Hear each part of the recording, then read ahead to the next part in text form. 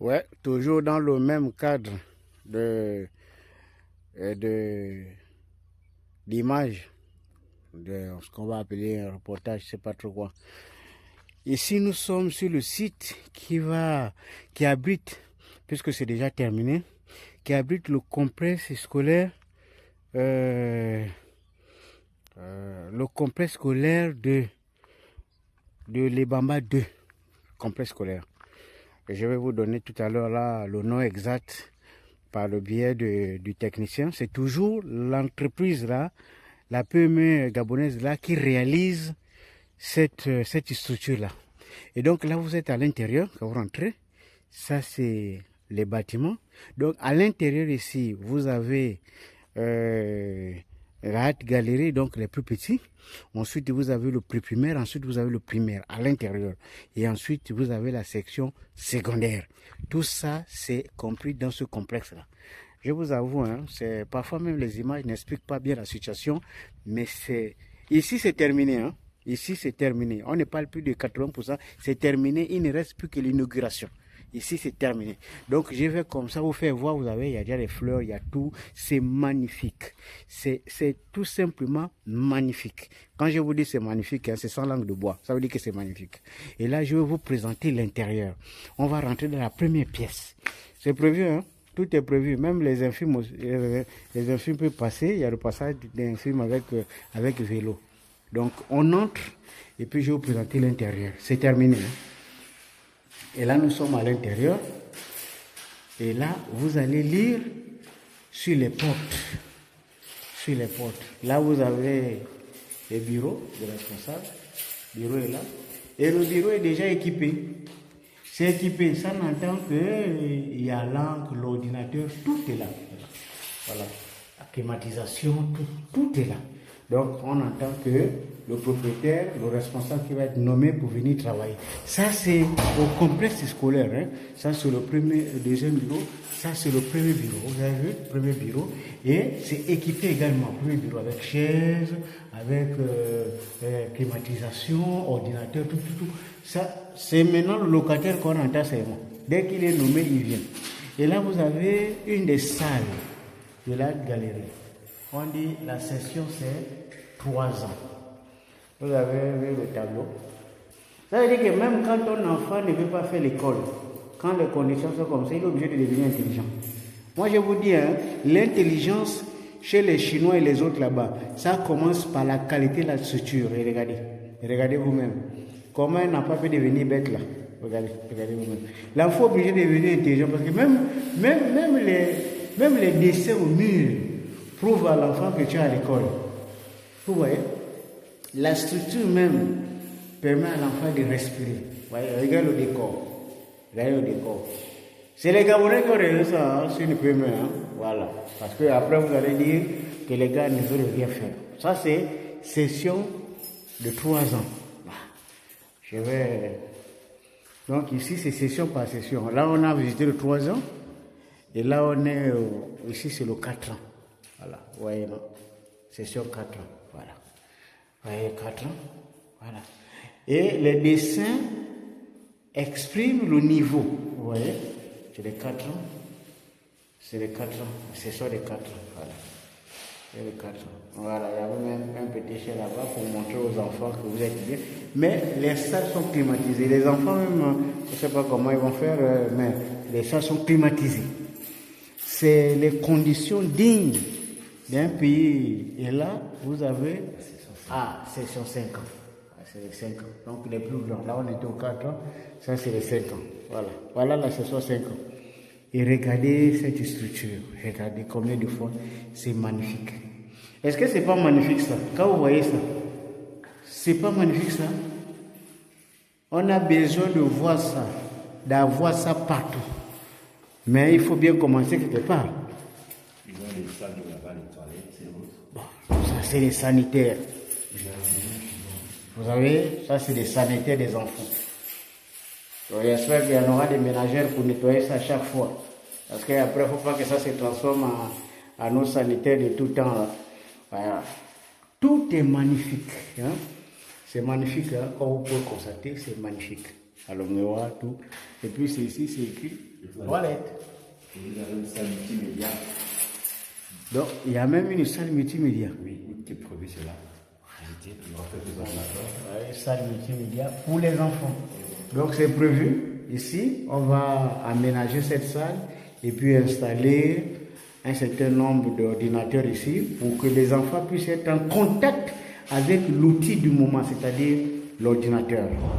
Voilà. Donc, nous, on ne parle pas pour parler parce qu'après, on va dire non, pas trop. Bon. Salle d'arrangement.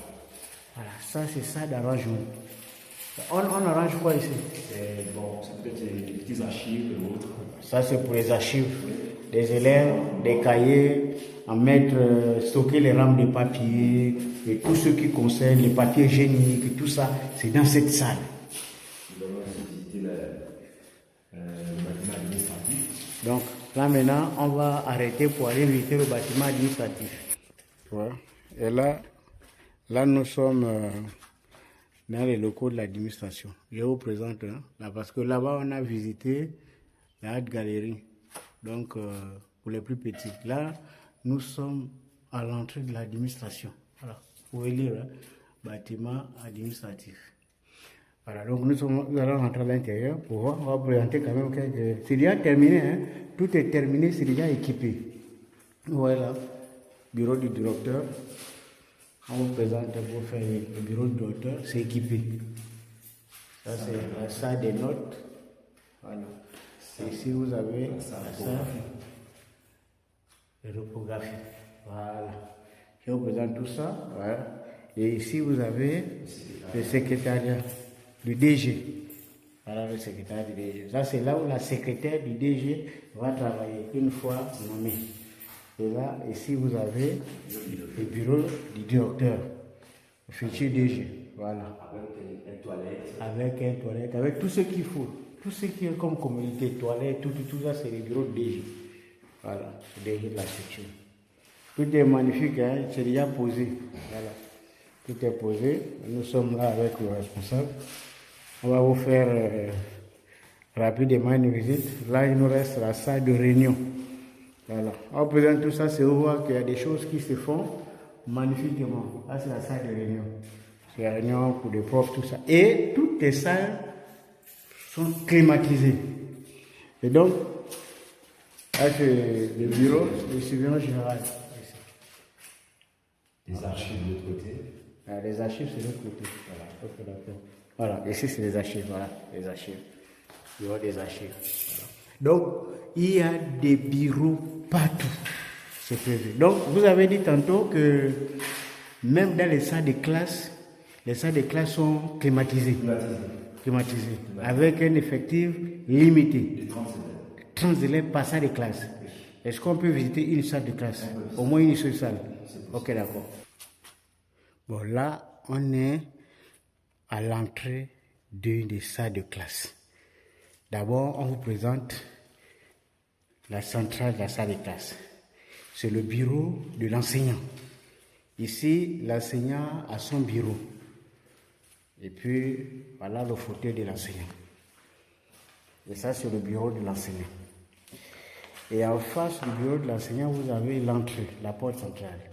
Et vous avez ce magnifique tableau du XXIe siècle. On écrit ici avec le marqueur, pas avec la craie. Et là, vous avez cette magnifique salle. Et regardez, hein, même les tables bancs, ça vous augmente un peu l'intelligence. Et regardez comment c'est. Avec un bois travaillé, raffiné. Et comme disait le responsable, c'est 30 élèves maxi par salle. 30 élèves maxi par salle. Ça veut dire qu'on ne peut pas prendre 40. Les effectifs prétoriens, comme nous on a connu au CS public d'Aoumou à l'époque, 115 élèves dans une même salle de classe. Ça, c'était un génocide intellectuel. Ça, c'est 30 élèves par salle de classe. Donc ici, la salle est totalement climatisée. Avec plusieurs fenêtres. En cas de coupure, on peut ouvrir les fenêtres pour aérer la salle. La salle de classe peut faire 48 mètres carrés. Est-ce que pour cette année scolaire, Est-ce que cet établissement va être opérationnel? Oui, effectivement, si c'est opérationnel cette année-ci.